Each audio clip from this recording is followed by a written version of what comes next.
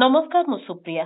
वेनेजुएलार विरोधी दल नेत्री मारिया कोरिना मैचाडो को गत वर्ष नोबेल शांति पुरस्कार मिलिथिला। तेबे मैचाडो गुरुवार अमेरिका गस्तरे जाइथिबा बेले व्हाइट हाउस रे राष्ट्रपति डोनाल्ड ट्रम्प को एही पुरस्कार हस्तांतर करिसंती।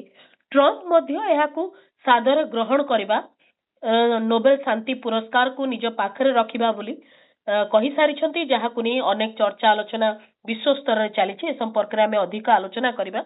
आम सहित अछंती वरिष्ठ स्तंभकार भालचंद्र षडंगी रहिछंती। भालचंद्र बाबू स्वागत करूछि आलोचना को। आमे देखिले जे गत 3 तारिख रे वेनेजुएला उपरे अतर्कित आक्रमण, राष्ट्रपति निकोलास मादुरो एवं पत्नी सिलिया को अपहरण परे गोटे रकम अस्थिरता चलीछि। सेही समय रे निज राष्ट्र जेतेबेले एते अस्थिर, राष्ट्रर विरोधी दलर नेत्री से पाइथिबा नोबेल शांति पुरस्कार को ट्रम्प को जे कारण होउचंती अस्थिरतार तांकू हस्तांतर करबा आकू आपण केमती देखुचंती? एटा तो गोटे लज्जाजनक घटना। आ नोबेल पुरस्कार को तो आगुर विवादीय हेई आसी नोबेल पुरस्कार, किंतु एई घटना परे नोबेल पुरस्कार बोले तार औचित्य नहीं भी प्रश्न चिन्ह सृष्टि होती, तार निरपेक्षता नहीं प्रश्न चिन्ह सृष्टि होती। कारण आप नोबेल पुरस्कार शांति पुरस्कार 101 थर दि जाइए, 135 जन को मिली एवं से 135 व्यक्ति बा संस्था को दिखाई। से भितर 107 जन व्यक्ति आ 28 अनुष्ठान पाई। एवं नोबेल पुरस्कार आरंभ रू ही सबु बेले जो माने वामपंथी विचारधारार बा जो माने लड़ाई करचंती लोकंक पई मानव अधिकार कथा कहिसंती सेमानकू दिया जाइनी। किंतु जो माने साम्राज्यवादी व्यवस्थार समर्थक, अमेरिकार समर्थक सेमाने ही प्रायतः पाइछंती। आपण देखिबे जदि तार इतिहास देखिबे। एवं विशेषकर जेतेबेले नोबेल पुरस्कार बाराक ओबामा को मिलला, जे कि युद्ध रे अफगानिस्तान ऊपर युद्ध करथिले, इराक रे युद्ध करथिले एवं भारत पृथ्वीर विभिन्न देश रे युद्धर समर्थक थिले, तांकू जेतेबेले मिलिला सेतेबेले ही नोबेल पुरस्कार रो प्रतिष्ठा प्रश्न घर को आसी जाइथिला। जदियो आगुरु विवादीय थिला, किंतु बाराक ओबामा परे नोबेल पुरस्कार प्रति लोकंकर प्रश्न चिन्ह सृष्टि होता जे ए प्रकृत में शांति पे दिया जाउची ना एटा या पछरे कोन सी राजनैतिक उद्देश्य रहउची। आज्ञा किंतु जो दिन आपण जो कथाटी कहले वास्तविक भाव में जेबे मारियांक ना घोषणा करा जायतिला सेतबेले दुई प्रकार रो प्रतिक्रिया आसीथिला। गोटे प्रतिक्रिया थिला जे भलो होईची, ट्रम्प जेहेतु अन्यतम दाबीदार हिसाब रे निजको प्रोजेक्ट करूतिले तो सीए पाइलेनी भलो होईची, कि मारिया को मिलला। अन्य पटरे एक कथा कुहा जाउतिला जे मारिया को मिलिबा जहा ट्रम्प को मिलिबा भी सेया बोलिकरी मध्ये गोटे प्रतिक्रिया आसुतिला। आज ताहा प्राय सत्य प्रमाणित होईची। नै आपण देखंतु दुईटी कथा। गोटे होची ट्रम्प गत 6 मास 8 मास भितर बारंबार से दाबी करि आछन जे मते नोबेल पुरस्कार मिलिबा कथा। किंतु ट्रम्प कर जहा व्यक्तित्व से जेते अहंकारी एवं तांकर अनस्टेबल से गोटे से तो निजे को थरे कहिथिले मो गोटे पागल बोली। तेणु से भली व्यक्तित्व को नोबेल पुरस्कार, नोबेल शांति पुरस्कार जदि देई थांते ताहले नोबेल शांति पुरस्कार आउरी बदनाम होता। सेति पई से माने तांकू न देइकरी आउ जन को देले जे कि अमेरिकार दलाल बोली कहा जिवो, पिठू बोली जोटा कि हिंदी रे कहा जाय, अमेरिकार स्टूज बोली कहा जिवो इंग्रजी रे। से होचंती जने अमेरिका साम्राज्यवादर दलाल। से जो मारिया माचाडो पाइले से प्रकृति रे आपण आश्चर्य हेबे जे तांकू जेतेबेले नोबेल पुरस्कार मिलला से तांको देश रे थिले एवं तांको देश रे से आत्मगोपन करिथिले। तांको देशरू से बाहरिकरी पुरस्कार नबाटा संभव नथिला। एवं सीए अमेरिकार नौबाहिनी रो साहाय्य रे सीए सिक्रेटली तांको देशर बीच रू गोटे डंगारे गले एवं सेठी नौबाहिनी रो जवान माने अपेक्षा करथिले तांकू नेइकरी पहुंचैले पुरस्कार आनिमा पई। तेणु सीए अमेरिकार सहयोग रे ही पुरस्कार पाइचंती। एवं सीए जेहेतु जने विप्लवी, सी जने कोनोसी विप्लवी नेत्री बा प्रगतिशील नेत्री एथि से पाई नाहंती। जेहेतु वेनेजुएला रे गोटे वामपंथी सरकार अछि एवं सरकार विरुद्ध रे अमेरिकार बोलकरा हेकरी ये नेतृत्व नौचंती। तेणु से अनुसार तांकू दिया जाइथिला, तांकू कोनोसी शांति पई दिया जाई नथिला। आ जदि प्रकृत रे शांति पई से नोबेल पुरस्कार पाई थांते ताहले गाजा रे हजार हजार लोक को मार दिया गला, हजार हजार शिशु को पोकोमाछ परी बोमा मारिकी पूरा आपण गाजा को पूरा लेवलिंग कर दिया गला कहले चले।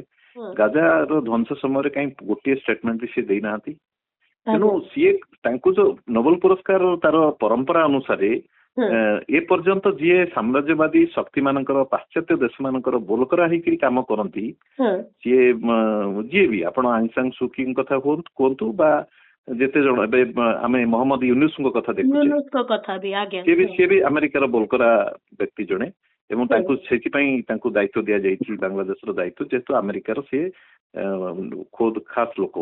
ତେଣୁ ପ୍ରାୟ ଇତିହାସ କହୁଛି ଯେ ପାଶ୍ଚାତ୍ୟ ଶକ୍ତି ମାନଙ୍କର ଯୋଉମାନେ ବୋଲକରା ହେବେ ତାଙ୍କୁ ହିଁ ପୁରସ୍କାର ମିଳେ ଏବଂ ବହୁତ ସମୟ ନୋବେଲ ପୁରସ୍କାର ଯେଡିକି ବଡ ବିଶ୍ବ ଆଗରେ ଯେଡିକି ବଡ ପୁରସ୍କାର ତାର କ୍ରେଡିବିଲିଟି ଆଉ ସେତିକି ବଡ ହେଇକିରି ନାହିଁ। ବିଭିନ୍ନ ସମୟରେ ବିଗତ ଦିନରେ ତାଙ୍କର ଚଏସ୍ ଅଫ୍ କ୍ୟାଣ୍ଡିଡେଟ କୁ ନେଇକିରି ସମସ୍ୟା ରହିଛି।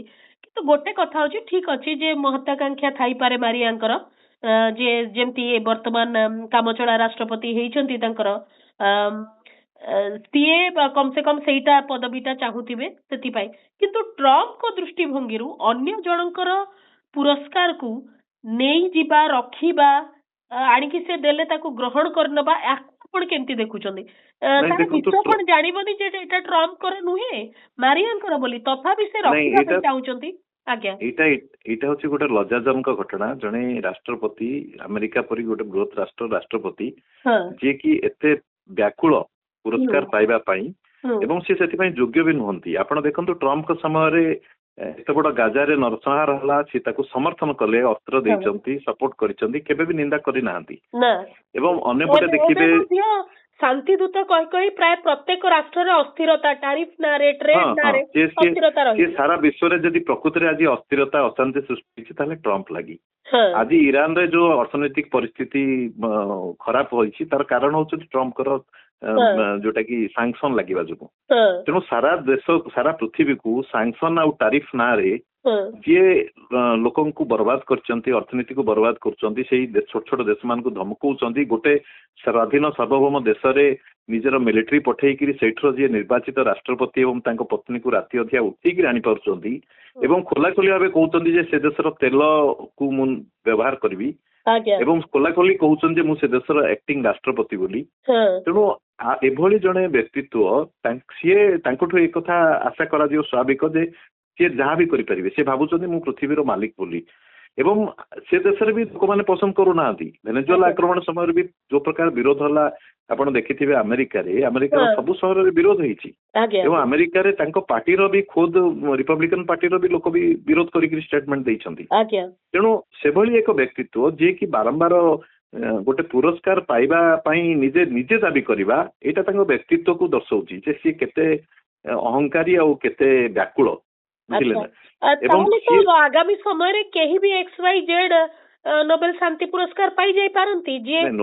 ନୋବେଲ ପୁରସ୍କାର ପ୍ରକୃତରେ କହିଲେ ନୋବେଲ ପୁରସ୍କାର ଯୋଉ ଦିନ ବାରାକ ଓବାମାଙ୍କୁ ମିଳିଲା ସେଇ ଦିନଠୁ ହିଁ ଯୋଉମାନେ ନୋବେଲ ପୁରସ୍କାର ପ୍ରତି ଟିକେ ବି ଯାହାର ଭ୍ରାନ୍ତି ଥିଲା ଯେ ଏଇ ପୁରସ୍କାର ପ୍ରକୃତରେ ଶାନ୍ତି ପାଇଁ ବା ଯୋଉମାନେ ଗଣତନ୍ତ୍ର ପାଇଁ ରକ୍ଷା ପାଇଁ ଲଢେଇ କରୁଛନ୍ତି ତାଙ୍କୁ ମିଳୁଛି ବୋଲି ଯୋଉ ଧାରଣା ଥିଲା ସେ ଧାରଣା ବଦଳି ଯାଇଛି ଏବଂ ବର୍ତ୍ତମାନ ମାରିଆଙ୍କର ଯୋଉ କାର୍ଯ୍ୟକଳାପରେ ତ ଏଇ ଧାରଣା ଆହୁରି ନୋବେଲ ପୁରସ୍କାର କ୍ରେଡିବିଲିଟି ହିଁ ସମାପ୍ତ ହେଇଯିବ। ଆଚ୍ଛା କମିଟି ଯୋଉ କଥାଟି କହିଛି ଯେ ଆପଣ କାହାକୁ ଦେଇପାରିବେନି ଆୱାର୍ଡ ସେମିତି ହସ୍ତାନ୍ତର ହବ ନାହିଁ ଯୋଉ ନିୟମ ଗୁଡିକ ରହିଛି କମିଟି କହିଛି ତାର ଫେସ୍ ସେଭିଂ ପାଇଁ କହିଛି। କାରଣ କମିଟି ଯଦି ସେ କଥା କହିବନି ତାର ବି ଫେସ୍ ସେଭିଂ ତାର କଣ ରହିଲା ସମ୍ମାନ ରହିବ କି?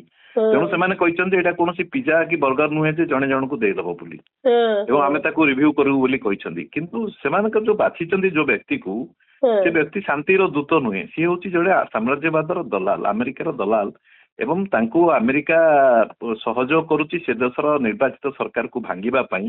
ଏବଂ ସବୁଠୁ ଲଜ୍ଜାର କଥା ଯେ ଯୋଉ ଦେଶର ନିଜ ଦେଶର ସରକାର ନିଜ ଦେଶ ଉପରେ ଯୋଉ ଆମେରିକା କବ୍ଜା କରିଛି ବର୍ଷ ବର୍ଷ ଧରିକିରି ସାଂସନ ଲଗେଇଛି ବାସନ୍ଦ ଲଗେଇଛି ଯାହାଫଳରେ ସେଠୁ ଅର୍ଥନୀତି କୋଲାପ୍ସ ହବାକୁ ଯାଉଛି ଏବଂ ସେ ଦେଶ ଉପରେ ଚାରିପାଖରେ ବର୍ତ୍ତମାନ ଆମେରିକା ଘେରିକି ରହିଛି ଆକାଶ ମାର୍ଗ ଆଉ ଜଳ ମାର୍ଗକୁ ପୁରା ବନ୍ଦ କରିକି ରଖିଛି।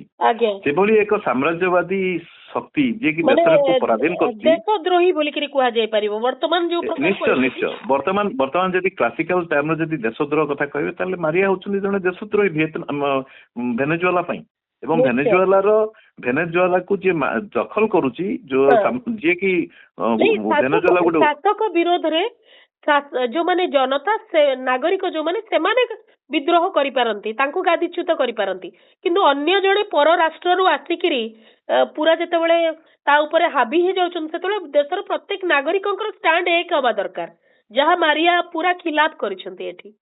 निश्चय निश्चय मारिया तो पूरा जना निजको प्रमाणित करदेले जे सी क्षमतारे बसिबा पाई सी केते दूर निज देशर स्वाभिमान को सार्वभौम को बंधा पकई पारंती एवं केते तल स्तर को नीच स्तर को जाई पारंती से प्रमाणित करदेले। से केवल निजको नीच स्तर को नै नांदी नोबेल पुरस्कार रो जहा भी क्रेडिबिलिटी थिला ताकू भी ध्वंस करदेले।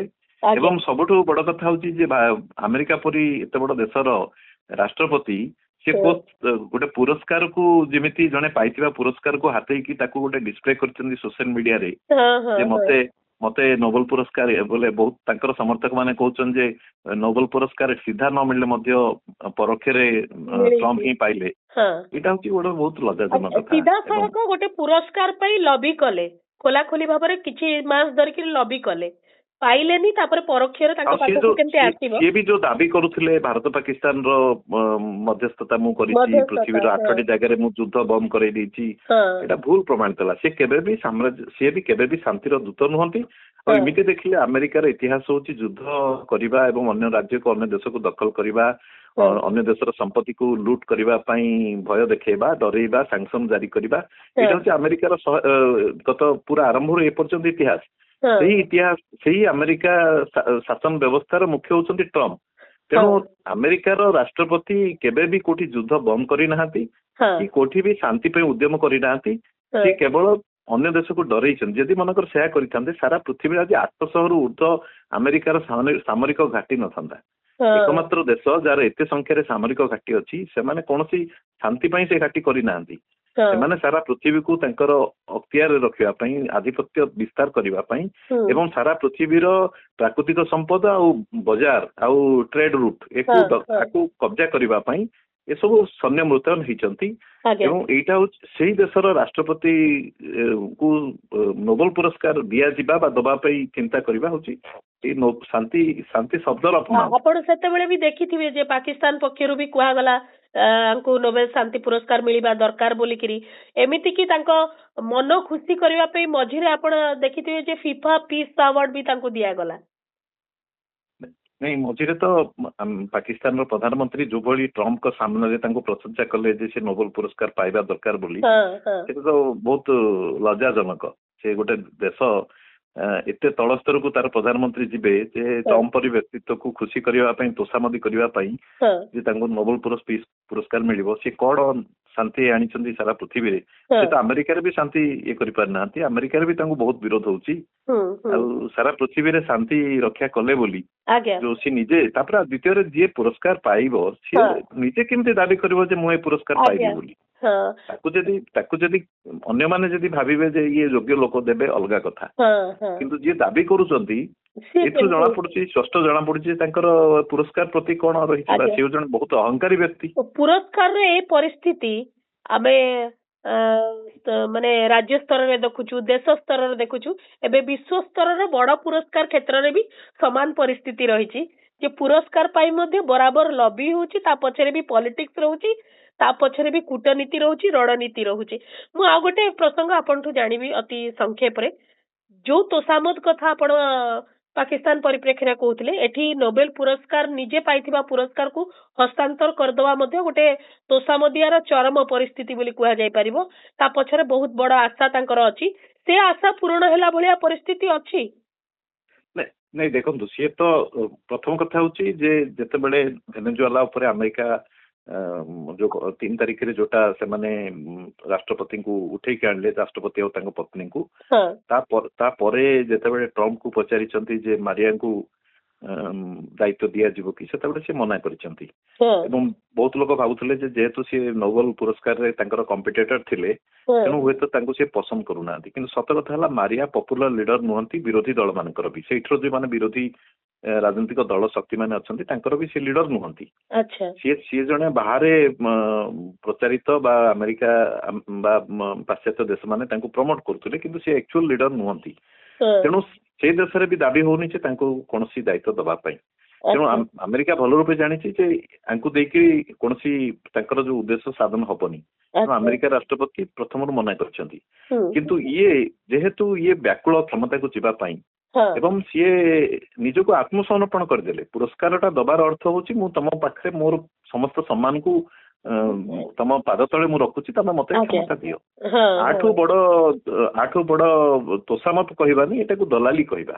ଗୋଟେ ସାମ୍ରାଜ୍ୟବାଦୀ ଶକ୍ତି ପାଖରେ ଭିକ ମାଗିବା ଯେ ମତେ କ୍ଷମତାରେ ରଖ, ମୋର ପୁରସ୍କାର ନେଇଯାଅ, ମୋର ଯାହା କିଛି ସମ୍ମାନ ତମ ପାଖରେ ମୁଁ ରଖିଦଉଛି, ନେଇଯାଅ ବୋଲି। ଆଠୁ ବୋଲେ ଅତ୍ୟନ୍ତ ଲଜ୍ଜାଜନକ କଥା। ପୃଥିବୀରେ କିଏ ବି, ପୃଥିବୀ ସାରା ଆପଣ ଦେଖନ୍ତୁ, ମୁଁ ମିଡିଆରେ ବି ଦେଖୁଥିଲି, ବିଭିନ୍ନ ଫରେନ୍ ମିଡିଆ ବା ଯୋଉମାନେ ସବୁ ଇଣ୍ଟରନ୍ୟାସନାଲ ମିଡିଆରେ ବି ଦେଖୁଥିଲି, କିଏ ବି ପସନ୍ଦ କରିନାହାନ୍ତି, ସମସ୍ତେ ନିନ୍ଦା କରିଛନ୍ତି। ଏପଟେ ମାରିଆଙ୍କର ସମର୍ଥକ ମାନେ ବି ଏକୁ ପସନ୍ଦ କରିନାହାନ୍ତି। କାରଣ ଭେନେଜୁଏଲା ଯୋଉ ପରିସ୍ଥିତିରେ ବର୍ତ୍ତମାନ ଯାଉଛି, ଭେନେଜୁଏଲାର ଲୋକମାନେ ଯେତେବେଳେ ପ୍ରତିଦିନ ହଜାର ହଜାର ଲକ୍ଷ ଲକ୍ଷ ସଂଖ୍ୟାରେ ଆସିକି ପ୍ରତିବାଦ କରୁଛନ୍ତି ଆମେରିକାର କବ୍ଜା ବିରୁଦ୍ଧରେ, ଏବଂ ଗୋଟେ ଦେଶକୁ ତଳିତଳାନ୍ତ କରିଛନ୍ତି ଟ୍ରମ୍ପ ଆଉ ତାଙ୍କର ଇଏ ସରକାର, ସେତେବେଳେ ସେଇ ଟ୍ରମ୍ପ ପାଖରେ ଯାଇକି ମାଗିବା, ନିଜକୁ ଆତ୍ମସମର୍ପଣ କରିବା, ସେଇଟା ହଉଛି ସେ ଦେଶର ସ୍ୱାଭିମାନ ପ୍ରତି ଅପମାନ, ଆଉ ସେ ଦେଶର ଆତ୍ମସମ୍ମାନ ପ୍ରତି ଅପମାନ। ଆଉ ବ୍ୟକ୍ତିତ୍ୱ ରହିଛି, ଯୋଉ ବ୍ୟକ୍ତିତ୍ୱର ଯୋଉ ନକାରାତ୍ମକ ଦିଗ, ତା ସହିତ ଆଉ ଏକ ଫର୍ଦ୍ଦ ମଧ୍ୟ ଯୋଡି ହେଇଯାଇଛି ଏ ପ୍ରସଙ୍ଗ। ନିଶ୍ଚୟ ନିଶ୍ଚୟ, ଉଭୟକୁ ତଳକୁ ନେଇଛନ୍ତି, ଉଭୟଙ୍କର ସମ୍ମାନକୁ ତଳେ ପକେଇ ଦେଇଛନ୍ତି, ଏବଂ ପରିଶେଷରେ ସେମାନେ ନୋବେଲ ପୁରସ୍କାରର ଯୋଉ ବିଶ୍ୱସନୀୟତା ତାକୁ ବି ନଷ୍ଟ କରିଦେଇଛନ୍ତି। ଆଜ୍ଞା, ବହୁତ ବହୁତ ଧନ୍ୟବାଦ ଭାଲଚନ୍ଦ୍ର ବାବୁ, ଏତିକ ସମୟ ଦେଇଛନ୍ତି ଏ ପ୍ରସଙ୍ଗରେ ଚର୍ଚ୍ଚା ପାଇଁ। ଆମେ ଆଲୋଚନା କରିଥିଲୁ ଯେ ଟ୍ରମ୍ପକୁ ନୋବେଲ ପୁରସ୍କାର ହସ୍ତାନ୍ତର କଲେ ମ୍ୟାଚାଡୋ, ଏବଂ ଏଇ ହସ୍ତାନ୍ତର ପ୍ରକ୍ରିୟାକୁ ନେଇକରି ବିଭିନ୍ନ ପ୍ରକାର ଚର୍ଚ୍ଚା କରାଯାଉଛି ଯେ ଏଭଳି ମହତ୍ୱାକାଂକ୍ଷା ରହିଲା ଯେ ନିଜ ପାଇଥିବା ସମ୍ମାନକୁ ମଧ୍ୟ ଟ୍ରମ୍ପକୁ ଦଉଛନ୍ତି, ଏବଂ ଟ୍ରମ୍ପ ମଧ୍ୟ ତାକୁ ଗ୍ରହଣ କରୁଛନ୍ତି। ଏଭଳି ଏକ ମାନସିକତାକୁ ନେଇ ଚର୍ଚ୍ଚା ଚାଲିଛି। ଏ ସମ୍ପର୍କରେ ଆମେ ଅଧିକ ଆଲୋଚନା କରୁଥିଲେ। ସ୍ୱତନ୍ତ୍ର ଆଲୋଚନାକୁ ଏଇଠି ରଖୁଛି। ନମସ୍କାର।